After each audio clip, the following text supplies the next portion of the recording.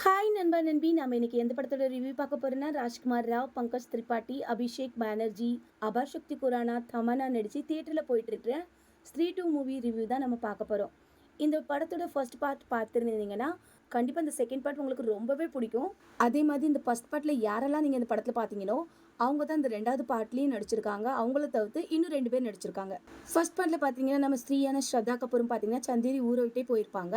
இப்போ சந்தேரியில் என்ன நடக்குதுன்னா ஃபர்ஸ்ட் பார்ட்டில் பார்த்தீங்கன்னா ஸ்திரீ வந்து எல்லா ஆண்களையும் தூக்கிட்டு போகும். இந்த பாட்டில் பார்த்தீங்கன்னா உடம்பே இல்லாத ஒரு தலையை மட்டும் கொண்டுள்ள ஒரு பேயும் பார்த்தீங்கன்னா உடனே எந்த பொண்ணுங்களா இருக்காங்களோ அந்த பொண்ணுங்களை பார்த்தீங்கன்னா அவங்களோட போர்ட்டலுக்கு பார்த்தீங்கன்னா தூக்கிட்டு போய் இங்கே ருத்ராக்கும் பார்த்தீங்கன்னா ஒரு லெட்டர் வந்திருக்கும். அது ரொம்ப மாசத்துக்கு முன்னாடியே வந்திருக்கும்.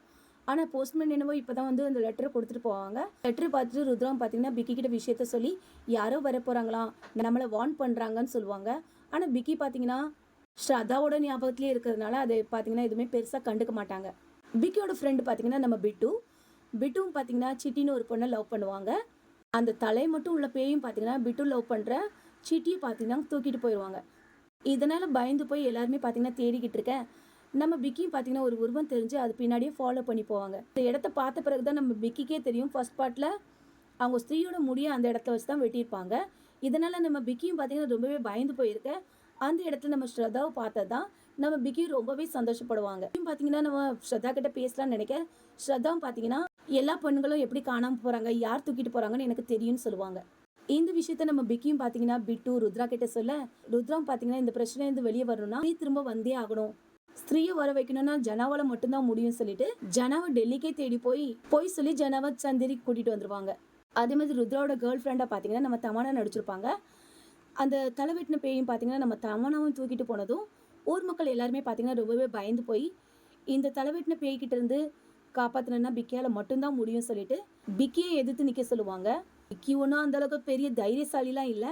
ஆனால் இந்த இடத்துல தான் நம்ம ஸ்ரத்தா பார்த்தீங்கன்னா நம்ம பிக்கிக்கு துணையாக களை இறங்குவாங்க. ஒருவேளை நம்ம பிக்கி எல்லா பெண்ணுங்களையும் காப்பாற்றினாங்களா இல்லையா, தலைவெட்டின பேய்க்கும் ஸ்ரத்தாவுக்கும் என்ன சம்மந்தம், ஸ்ரீக்கும் ஸ்ரத்தாவுக்கும் என்ன சம்மந்தம், ஸ்ரத்தா யாரு, எதுக்காக அந்த தலைவெட்டின பேய் எல்லா பெண்களையும் தூக்கிட்டு போகிறாங்கன்னு தெரிஞ்சுக்கிறதா அந்த படத்தோட கதையேங்க. படத்துல பிக்கியா நடித்த ராஜ்குமாரோட நடிப்பு சான்ஸே இல்லைங்க. எல்லாரையுமே பார்த்தீங்கன்னா அவங்களோட காமெடியால் எல்லாருமே பார்த்தீங்கன்னா ரொம்பவே சிரிக்க வச்சுருக்காங்கன்னு தான் சொல்லணும்.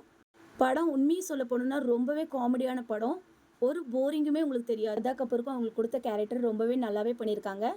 அதேமாதிரி பங்கஜ் திரிபாட்டியோட காமெடியும் சரி, நம்ம ஜனாவோட காமெடியும் சரி, அபாசக்தி குரானாவோட காமெடியும் சரி பார்த்தீங்கன்னா வேற லெவலுங்க.